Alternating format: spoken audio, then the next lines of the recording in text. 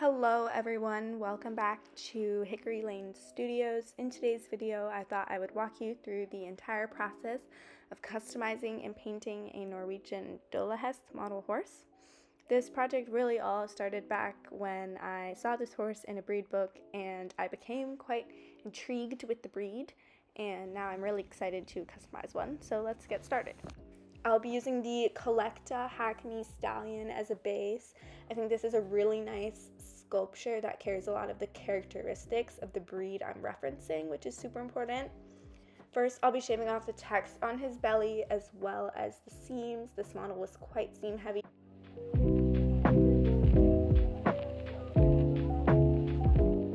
With that done, I can take him out to my kitchen because we need to remove some parts. So I need to boil up some water to put him in to make the plastic all bendy. But first, he needs to say hi to Catnip.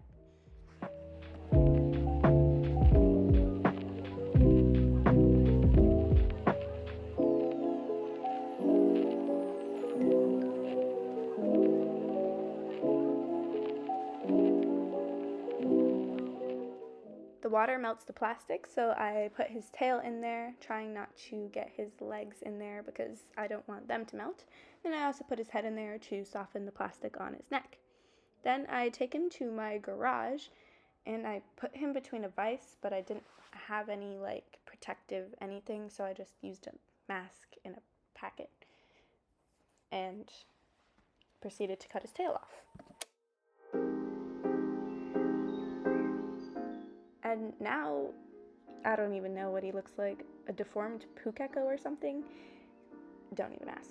Tea break, and then on to cleaning up the cut parts around his tail, on the part I chopped off, and also on the actual horse.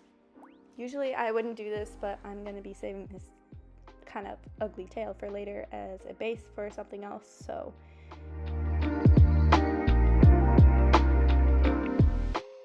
Now, hindsight here, I should have been a lot more careful about my finger. I'm not cutting safely.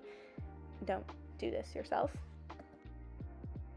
Then I grabbed the drill I may or may not have stolen from my dad for this purpose and drilled a hole into his rear end. Then I add some wire, and now I'm going to fill in the cut area on his belly with my trusty 2-part Apoxie Sculpt. I mix the two parts until they are one cohesive color, and then I know I'm ready to start sculpting.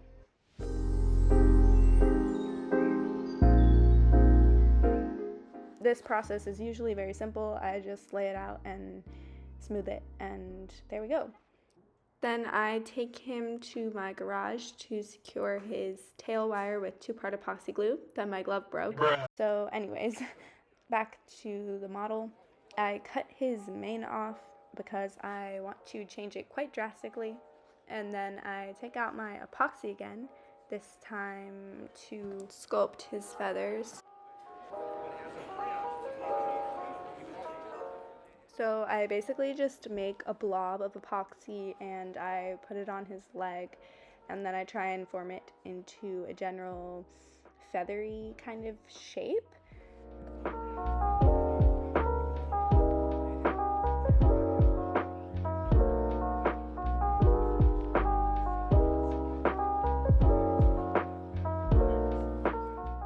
I use water to help me with this, and then I can start to make the hair texture with my needle, and I like to use one of the thicker needles in my set, and that kind of makes the individual hairs, and then I like to go back over it with a silicone sculpting tool to really like get a nice flow of the hair to make it a bit more one cohesive flowing feather instead of little tiny hair strands.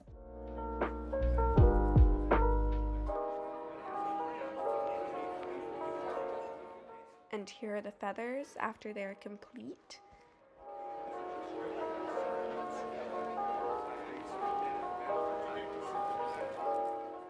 So now we are going to move on to giving him his mane. So I mixed up some more epoxy, and first I need to fill in the cut area on the back of his neck where there won't be any mane.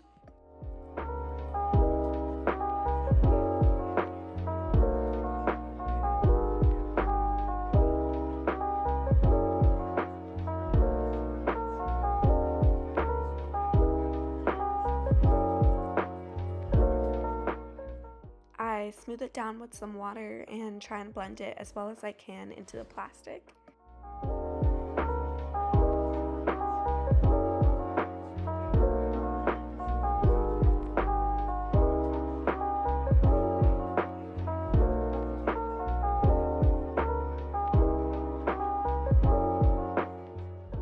Then I roll out noodles of epoxy and I start to lay them on the side of his neck that I do want the mane.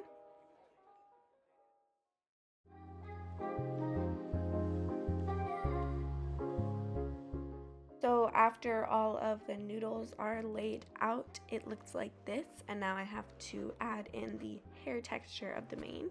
So I'll do that first with my Silicone sculpting tool, just kind of blending all the hair together. I use water to make sure that the tool does not stick and rip the epoxy. Then I go in with my large needle and I make smaller individual hairs in the mane, focusing on kind of the individual strands rather than the big picture at this point in time.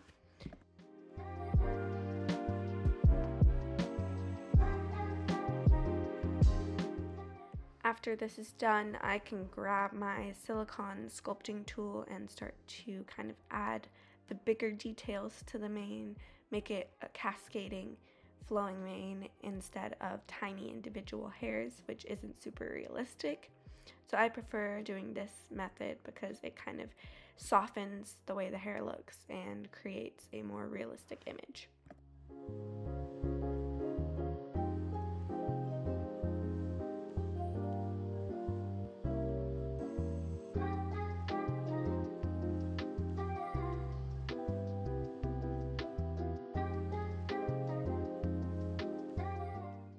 And when it's all done, it looks like this, and I think it's looking really great. I'm really happy with it. Then I make his forelock with similar techniques, and I think it looks really cool. At this point in the process, he was looking really cute, but I was so happy with this mane. I didn't like this little gap in his forelock here, so I filled that in with some epoxy, but somewhere the footage was lost. So now I'm ready to move on to sculpting the tail. That was a whole process in and of itself. Don't do what I just did here. The armature is way too thick and the whole thing was just a mess. So I removed the armature, changed the whole thing up, made it a lot thinner, and then I added the tail bolt with epoxy instead of tape. So I first make noodles and then I can refine those first with the needle and then with the Silicone sculpting tool, just like I did with the mane.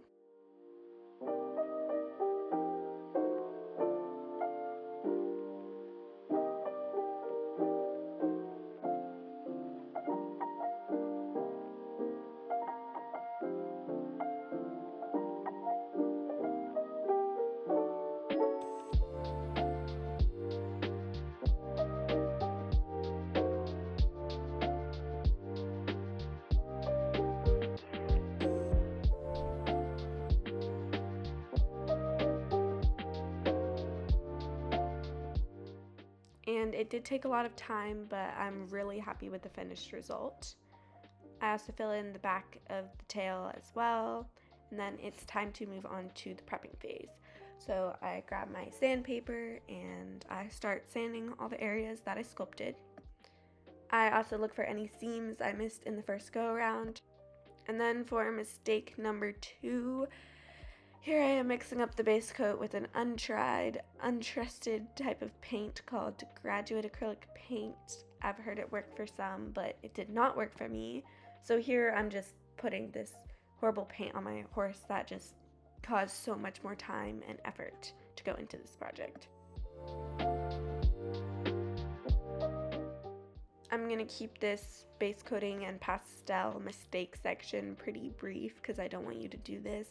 I added way too much yellow on the horse and he just looked like a tragic grainy mess. So basically I went to strip him and then I was like, may as well just wet sand. So I wet sanded his paint off and then I primed him.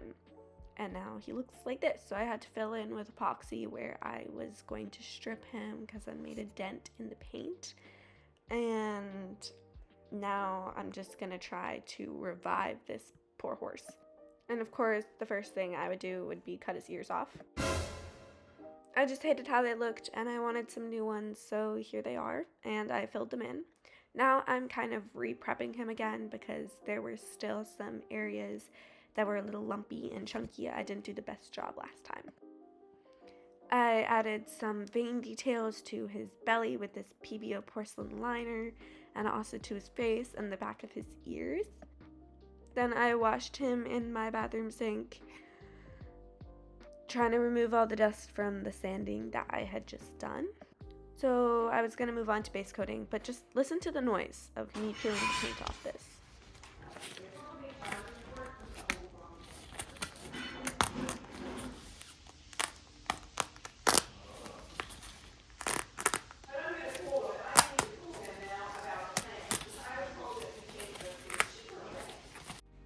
So now with my palette cleaned, I can mix up my base coat. I won't be cheating and using that light yellow this time. I'll be starting from an off-white shade. So I use mostly white but tiny dots of the other colors, and then I blend them together so that mostly just white is visible but it's slightly an off-white. I went back to using my tried and true Liquitex paint instead of that other kind. Then I add a lot of water from just a jar that I have sitting on my desk, and I want the paint to be quite thin. It might not necessarily seem wise to have the paint thin like this. It does take more layers of painting, but it also reduces brush strokes and flaws in the paint. So here is the primed boy, and I start to apply the paint to him. I'm using quite a larger brush than I was before, and it really makes the whole process a lot nicer and actually quite satisfying. It gives high coverage and you need less layers.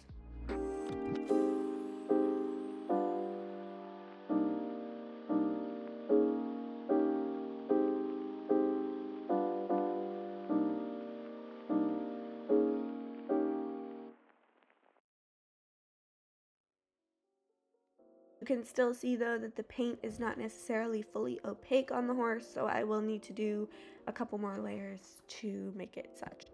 I built up the opacity with more layers of paint. I sealed him, I went on a trip to New Zealand, and now I'm putting on the gloves, coming back to do the pastels. Of course, I'm starting with the same color pastel as the base coat of the horse, which is white. I'm using fluffy makeup brushes to apply this, and I'm just putting this all over the entire horse. This reduces grain and also helps the colors to blend better.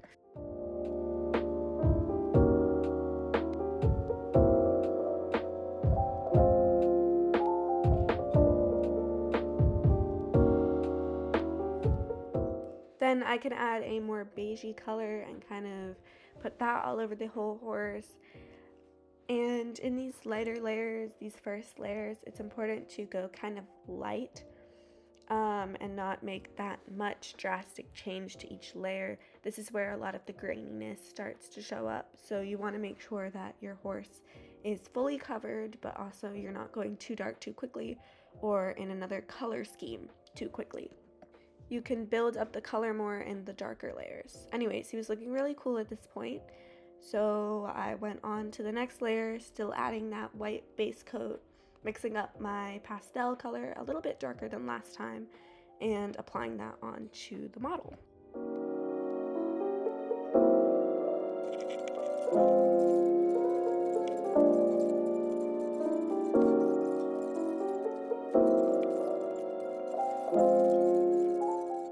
Again, doing that white base layer.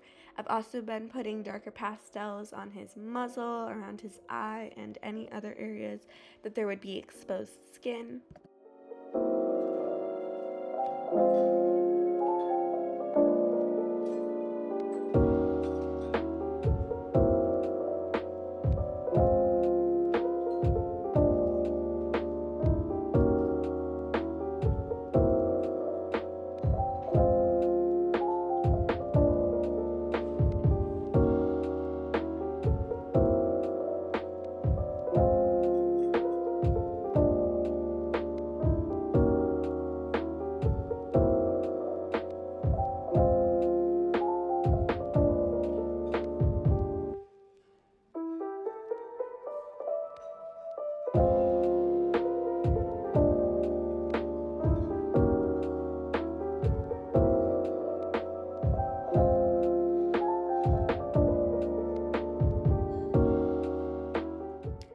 you may notice some dapples at the end of this layer. I just tried them out to make sure I knew what I was doing, and they looked really cool.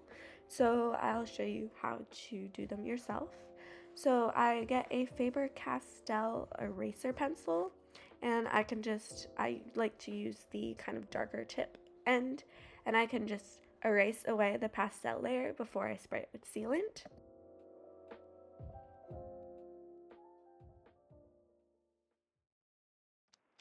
Dapples are usually star-shaped, but it's important to look at your reference picture to get the placement, size, and shape of the dapples right.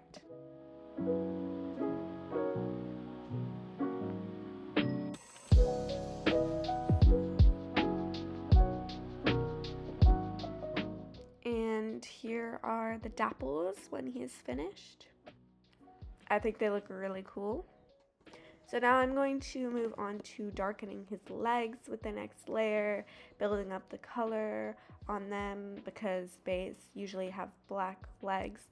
So I'm also going to be adding more color to his body in more select areas instead of the whole thing. So here's what he looks like with his legs starting to be darker. You can kind of see the dapples in there too. I'm starting to add more select shading, and he's looking really cool at this point. I had a lot of hope for him. Here's the progress since our white base coat, and I'm using this sealant for spraying if you're wondering. Then I mixed up more white. I'm still doing that white layer before each colored coat.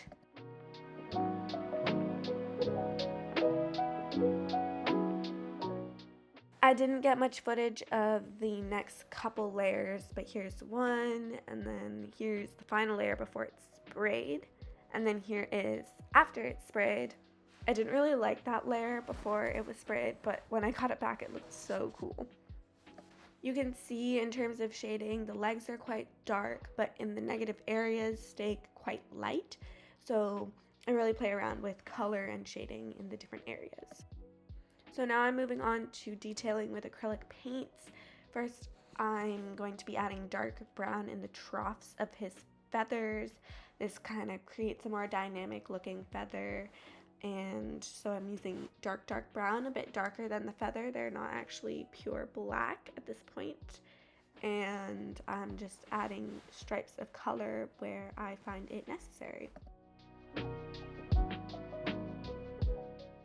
And I'm really just adding hair details anywhere I see fit. So if there's any sculpted hair, I will highlight it. But also just anywhere where I think that there should be hair, I add some too.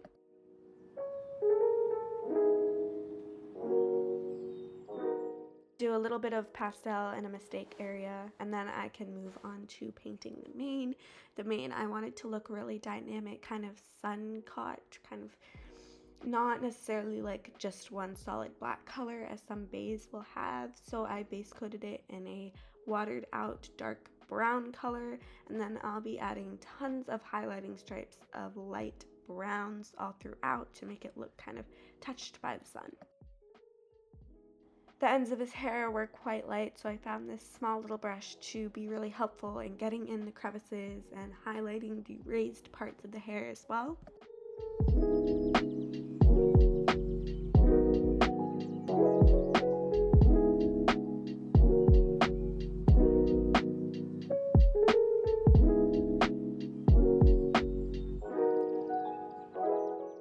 I use very similar methods for the tail, first painting it dark brown and then highlighting it with lighter colors and painting the end a bit more of a lighter color.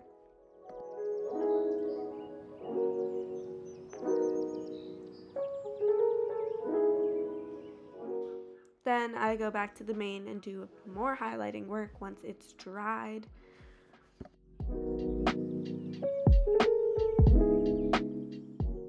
And I think the whole thing is looking really cool at this stage, so I move on to adding facial details, such as details on the nose, highlights, shadows, fur texture here and there, and just creating the whole horse to be more lifelike.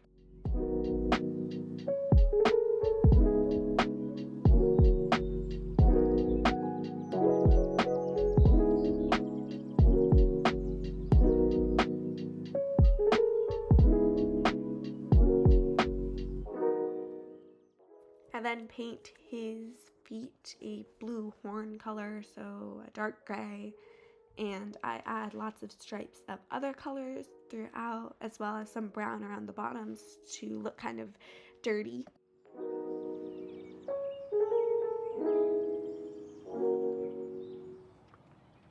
I paint the soles of his feet gray, and I add some pastel as well as some other colors to make them look a bit more washed and like they've been tromping through the mud.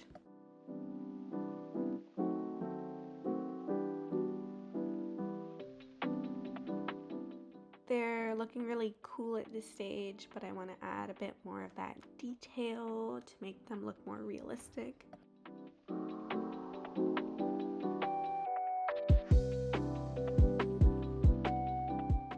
Then I can work on highlighting the veins and other details on his stomach. So I work with a tiny nail art brush, and I just highlight those in a slightly darker paint. I also add some fur texture here and there on the stomach, and I really played around with making it a lot more realistic than I have in previous projects.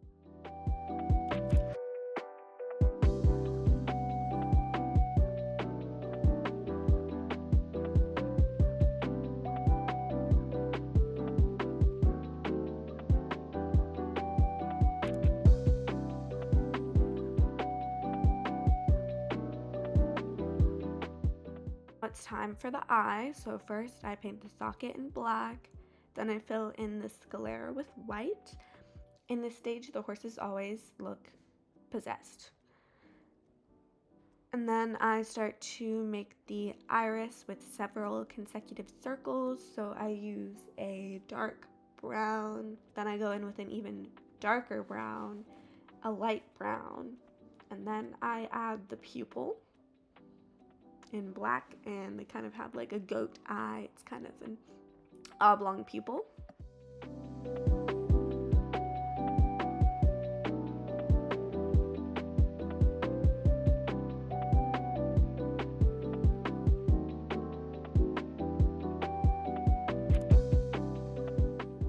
I mix up a murky red for the corner of his eye with some brown, some red, and some white. It turned out to be quite pinkish though, so I'm going to save that color for his little snoot.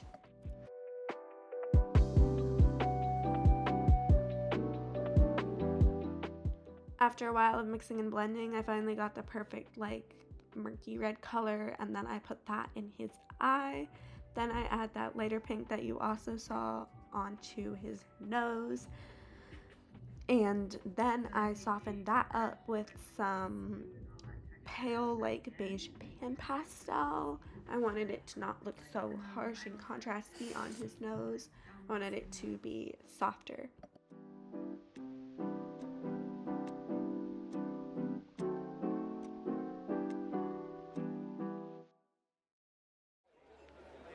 Now the last thing I can do is I sign his feet with my initials and the year.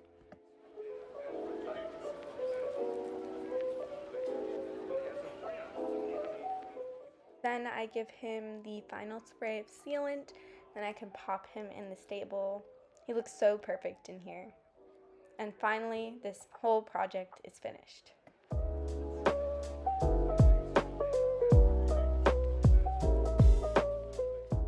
I am so happy with this custom. He's definitely my best custom and my favorite custom. I think he turned out so cute. I'm really happy about the progress I've made as an artist. I feel like this piece was really a struggle for me to get across the finish line, but I managed, and I like that aspect of personal growth. I'm super excited to film with him, take more pictures with him. I think he's just a really gorgeous custom, and I'm really happy with how he turned out.